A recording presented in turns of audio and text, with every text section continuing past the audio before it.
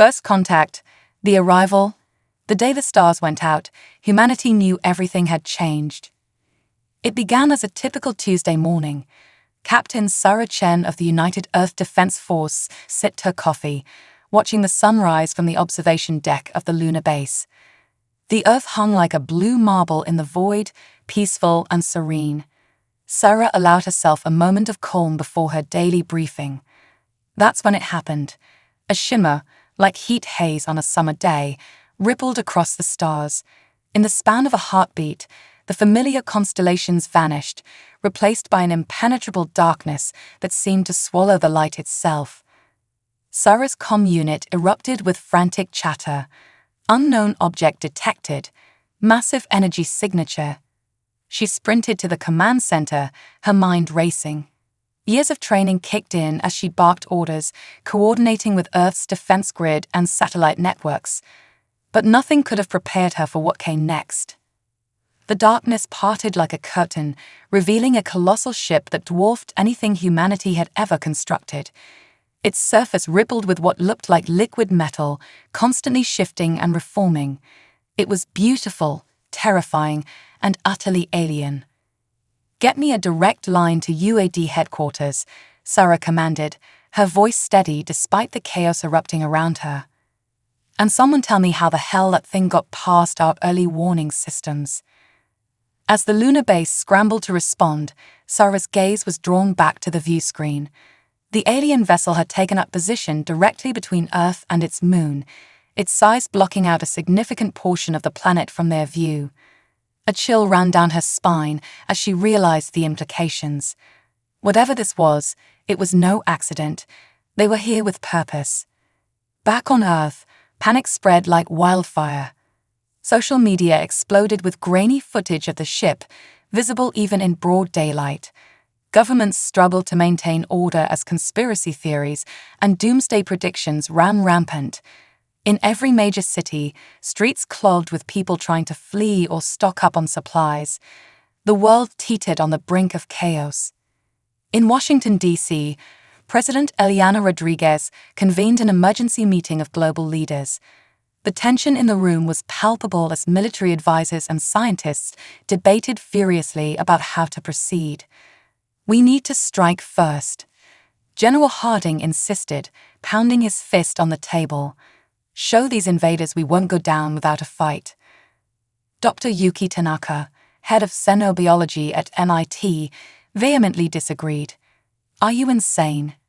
We know nothing about their capabilities or intentions. A preemptive attack could doom us all." President Rodriguez silenced the room with a sharp gesture. "Enough. We need information before we can make any decisions. Captain Chen, what's your assessment?"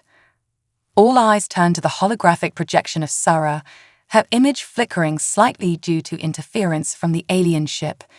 She took a deep breath, choosing her words carefully. "Madam President, distinguished leaders, we're dealing with technology far beyond our current understanding. Their ability to mask their approach and manipulate space itself suggests a level of advancement we can scarcely comprehend." However, she paused, her eyes glinting with determination. "That doesn't mean we're helpless." Sarah pulled up a series of scans and data readouts. "We've detected fluctuations in their energy field. It's possible they're not as invulnerable as they appear. I recommend a two-pronged approach. Continue to gather data while also preparing our defenses. But most importantly, we need to establish communication." The room erupted in murmurs. Establish communication. With a potentially hostile alien force, it seemed absurd, even dangerous. But before anyone could object, a chilling message broadcasted across every screen and speaker on the planet. The alien's voice was oddly melodic, yet devoid of emotion. "People of Earth, your planet has been selected for harvesting.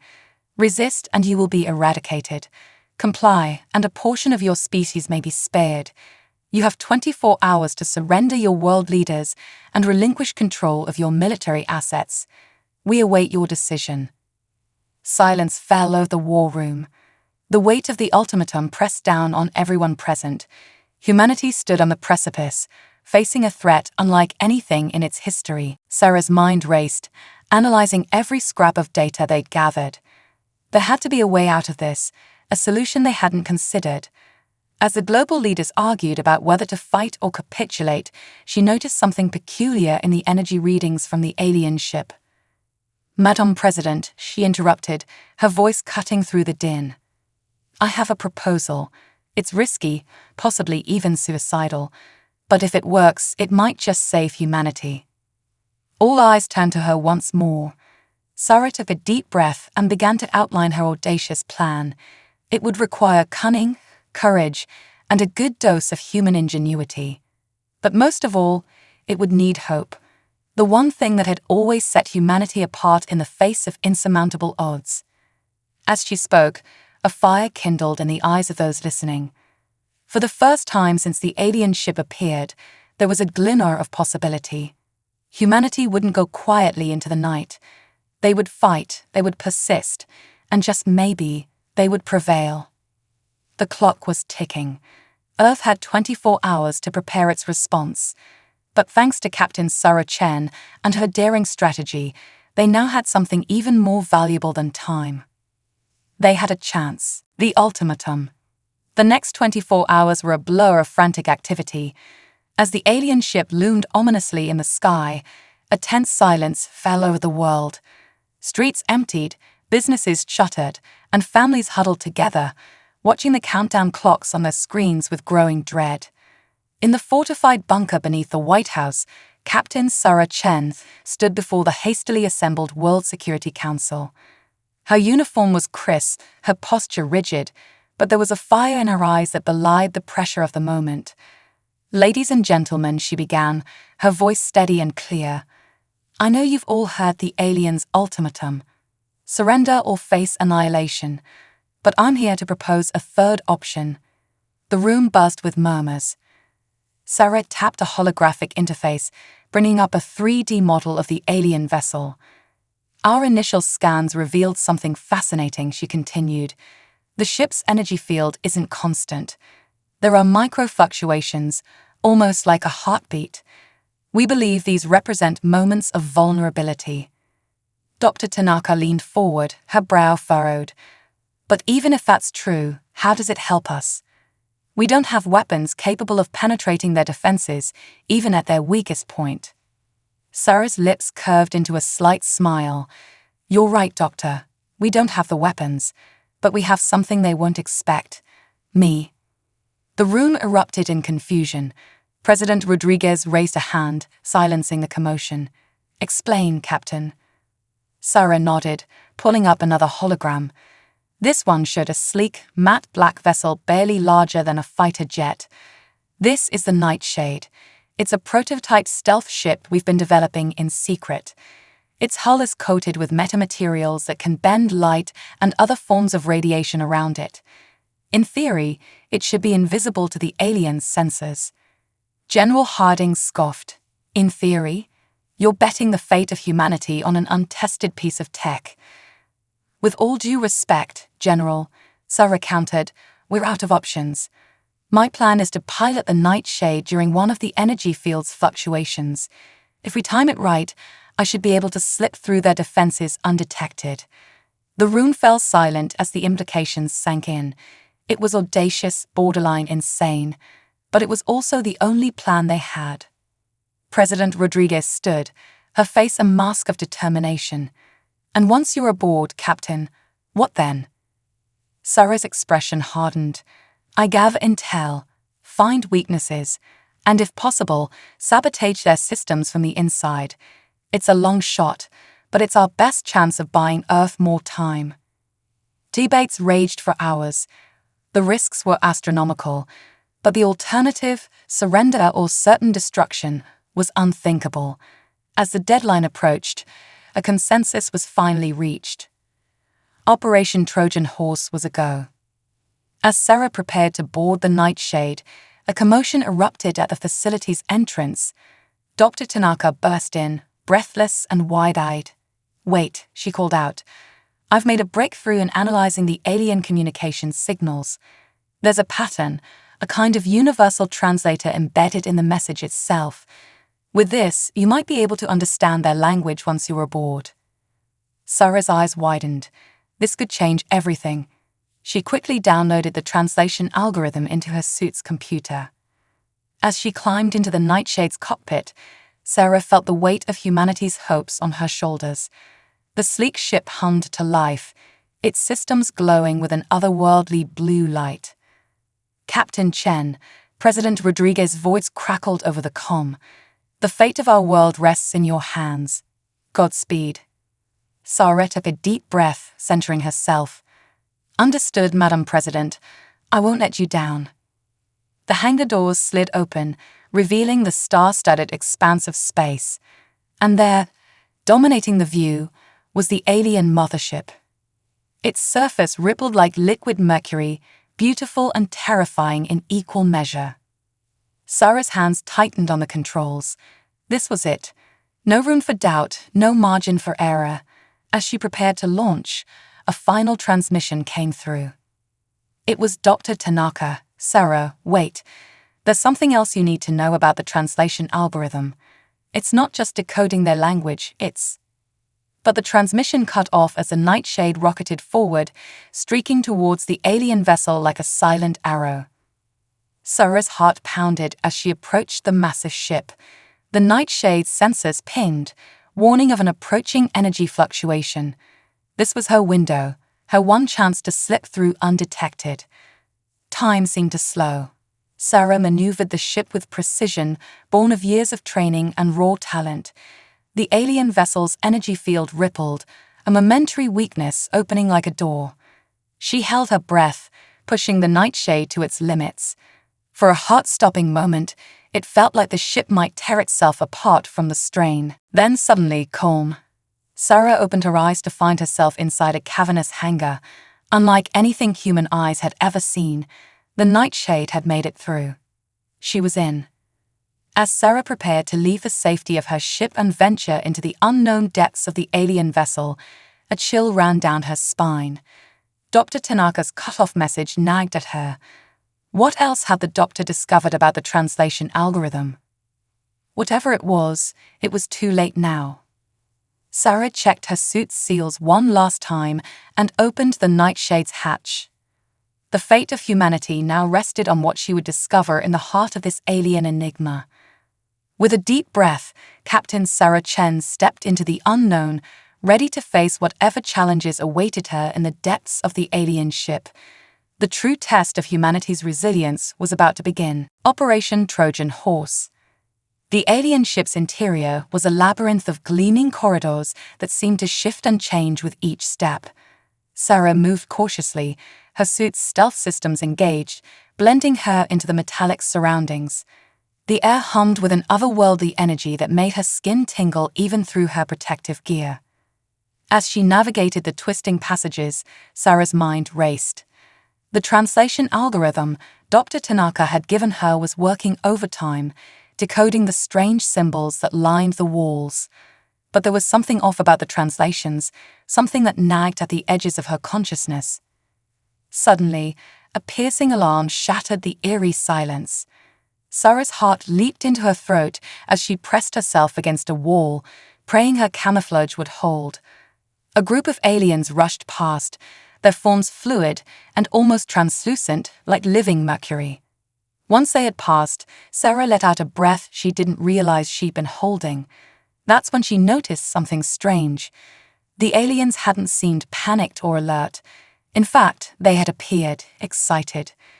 Curiosity overrode caution, and Sarah found herself following the aliens at a safe distance. They led her to a vast chamber that took her breath away. The room was a perfect sphere, its walls covered in pulsating light that seemed to form complex, ever-changing patterns. In the center of the chamber stood what could only be described as a control console, though it bore little resemblance to any human technology. The aliens gathered around it, their bodies merging and separating in a hypnotic dance as they interfaced with the machine. Sarah's suit picked up the alien communications, the translation algorithms struggling to keep up. What she heard made her blood run cold.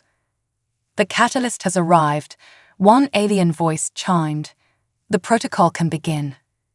At last, another responded, its tone vibrating with what Sarah could only interpret as excitement. After eons of searching, we have found the key. Sarah's mind reeled. Catalyst, protocol. What did it all mean? And why did she have the sinking feeling that it had something to do with her presence on the ship? Before she could process this new information, a ripple of energy pulsed through the room. The alien's forms shimmered, and for a brief moment, Sarah's camouflage faltered.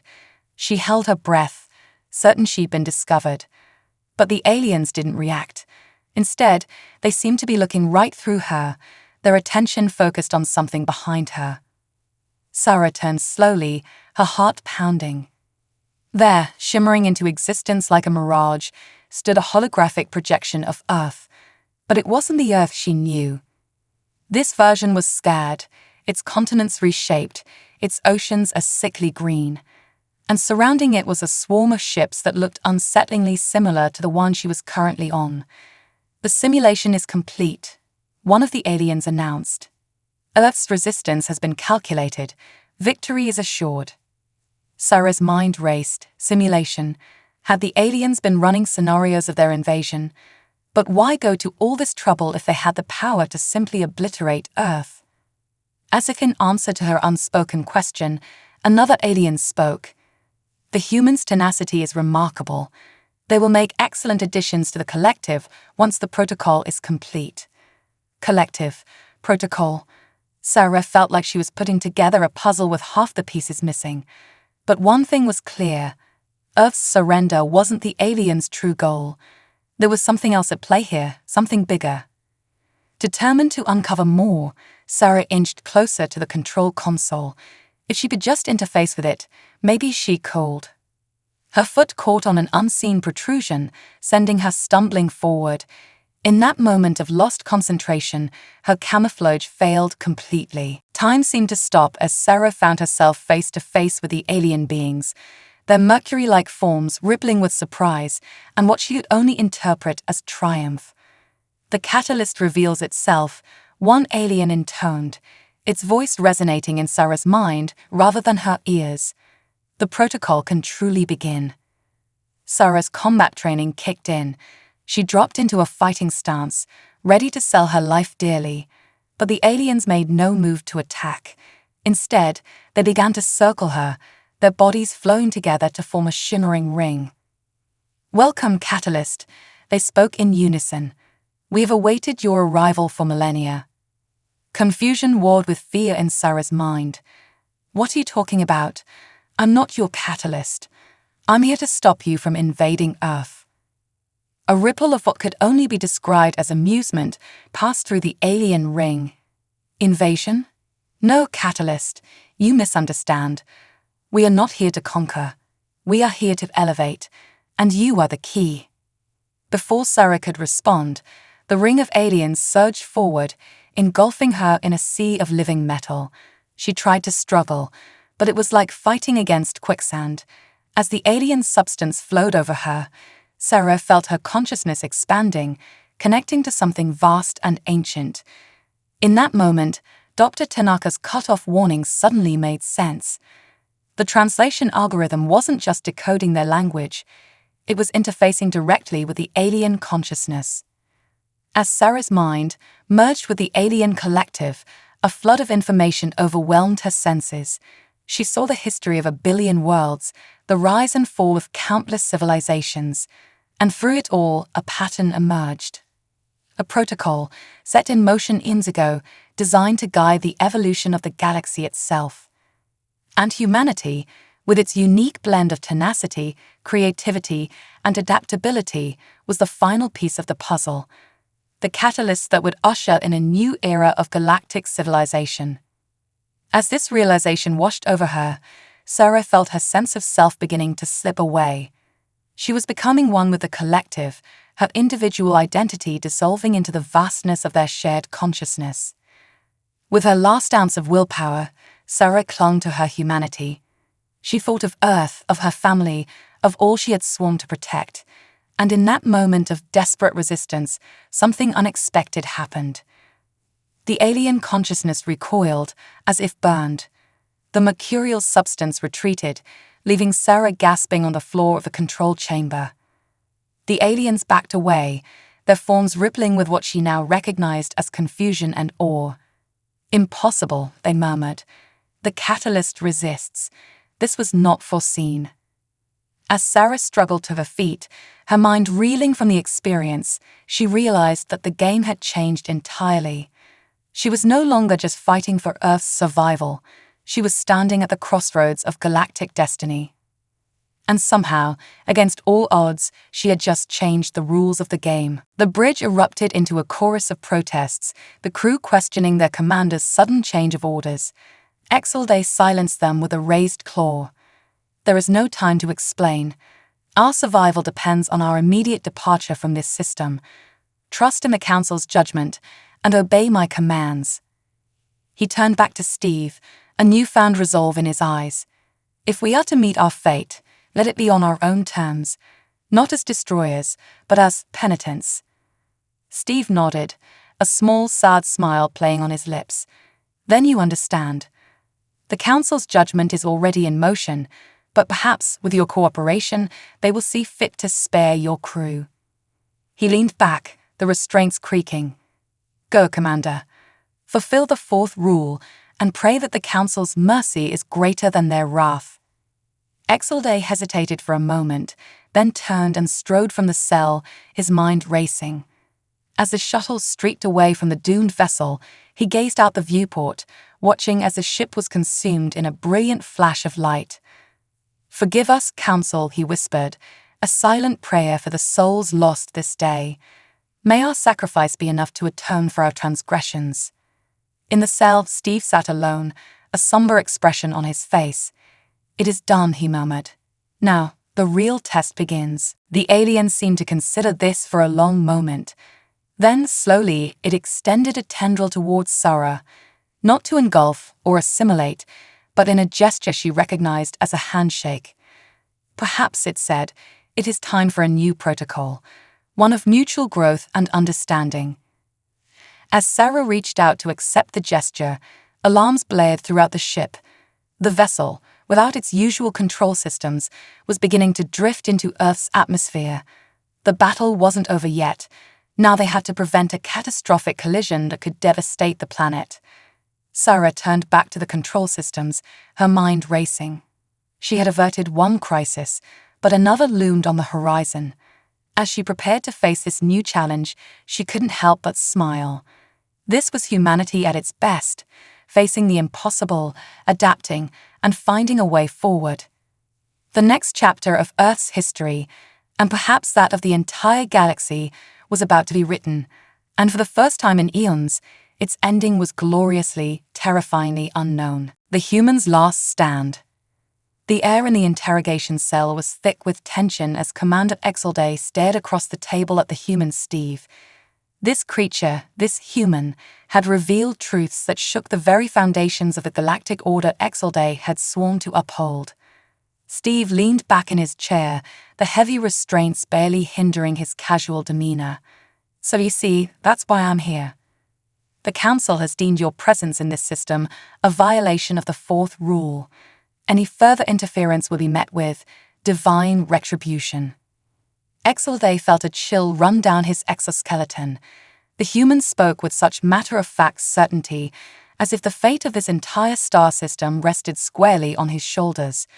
"You claim to be a messenger, yet you sit here as our prisoner. How do I know you speak the truth?" Steve shrugged, the restraints clinking softly. "You don't. But think about it. If I was truly your prisoner, would I be this calm? This forthcoming?" He leaned forward, his eyes locking with Exalday's. "I'm giving you a chance, Commander. A chance to leave this place, to save your crew, before the Council's judgment falls upon you." Exalday bristled at the human's audacity, his mandibles clicking rapidly. "You expect me to simply abandon my mission, to take the word of a single prisoner?" He stood, towering over the seated human. "I will not be cowed by your veiled threats."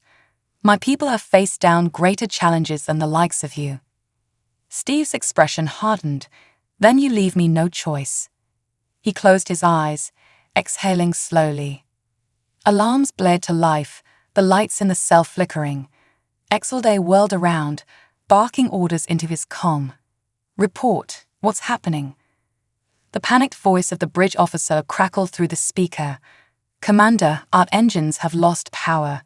Jump drive is offline, and life support systems are failing across the ship. Exalday's eyes widened in horror. Impossible. Sabotage. He turned back to Steve, who sat calmly, unmoved by the chaos unfolding. I tried to warn you, Steve said, his voice laced with regret. But you wouldn't listen. He leaned forward, the restraints creaking. Now, the Council's judgment has been set in motion.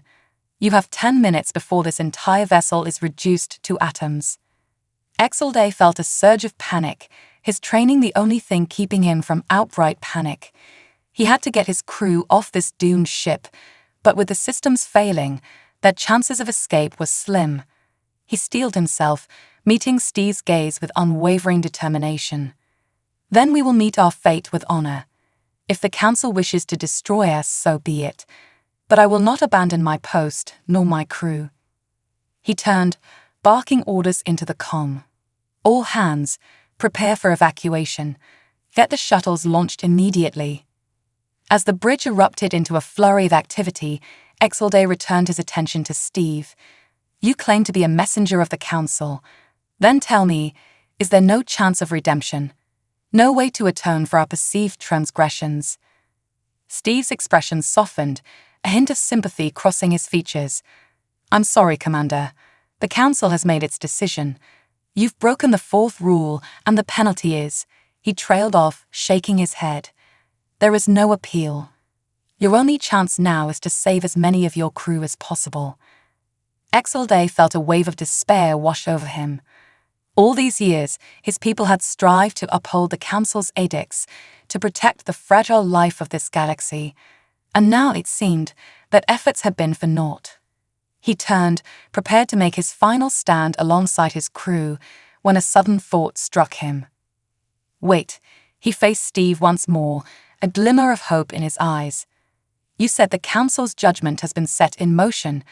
Does that mean... He gestured to the alarms still blaring around them. This is their doing. Steve nodded sullenly. Yes, I'm afraid so. The Council has deemed your presence here too great a risk to the native life forms. This is their divine intervention. Exalday's mandibles clicked rapidly as he processed this information. Then perhaps there is a way to appease the Council's wrath.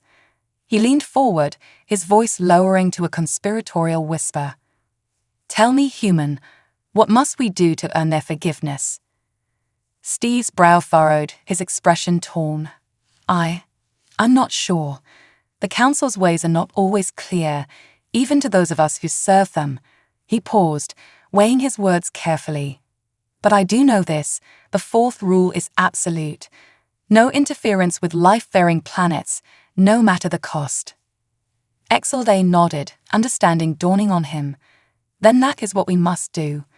We must remove ourselves from this system, remove the threat we pose to the native life forms. He turned, barking orders into the comm. All shuttles, divert course away from the planet. We must leave this system immediately. The Council's judgment.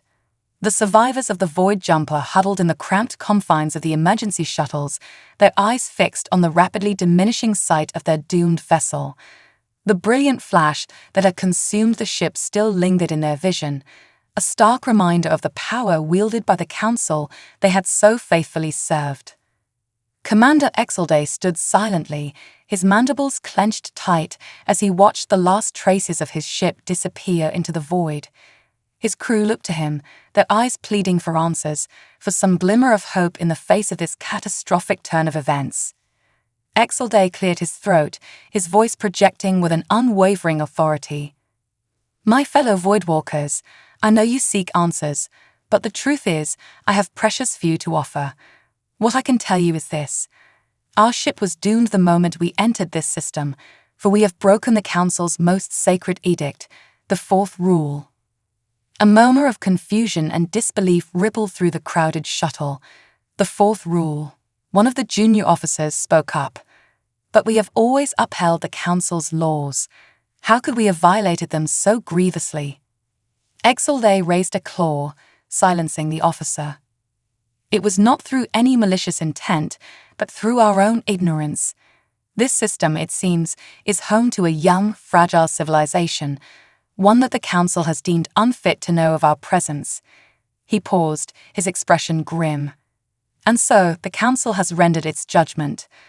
The crew fell silent, the weight of Exalday's words hanging heavy in the air. After a moment, the commander continued, "But all is not lost. By heeding the messenger's warning and removing ourselves from this system, we may yet earn the Council's forgiveness." A murmur of cautious hope rippled through the crowd, but Exalday raised a claw, silencing them once more. "Do not mistake my words. The Council's judgment is swift and merciless. We may have averted the total destruction of our vessel, but our fate remains uncertain." He turned, his gaze sweeping over the ragged collection of shuttles. "We must now make our way to the nearest Council outpost, to plead our case and seek atonement. Only then can we hope to be absolved of our transgression and rejoin the Council's ranks." A veteran pilot stepped forward, his weathered features etched with worry. "And what of the native life forms, Commander? If we leave them to their fate, will that not be seen as a further betrayal of the Council's trust?" Exalday's mandibles clicked softly as he considered the pilot's words. "A valid concern, my friend. But the fourth rule is clear: no interference, no matter the cost. To attempt to aid the natives would only compound our crime in the Council's eyes." He paused, his expression softening. "I know it pains you to abandon them, as it does me. But if we are to have any chance of redemption, we must adhere to the Council's edicts without exception." The crew fell silent, the gravity of their situation weighing heavily upon them. Exalday could see the anguish in their eyes, the conflict between their duty to the Council and their desire to help the innocent life forms they had sworn to protect. "I will not lie to you," Exalday said, his voice low and somber. "The path ahead is fraught with uncertainty, and the Council's judgment may yet prove merciless. But we must have faith that our devotion to the Council's laws will be recognized, and that through our sacrifice, we may yet earn the right to continue our service." He turned, his gaze sweeping over the faces of his crew. "Set a course for the nearest Council outpost. We have much to atone for, and precious little time to do it." As the shuttles fired their engines and streaked away from the doomed system, Exalday allowed himself a moment of silent reflection. The weight of their failure bore heavily upon him, but he knew that the only path forward was one of unwavering adherence to the Council's edicts. "Forgive us, Council," he whispered, a silent prayer for the lives they had been forced to abandon. "May our atonement be worthy of your grace."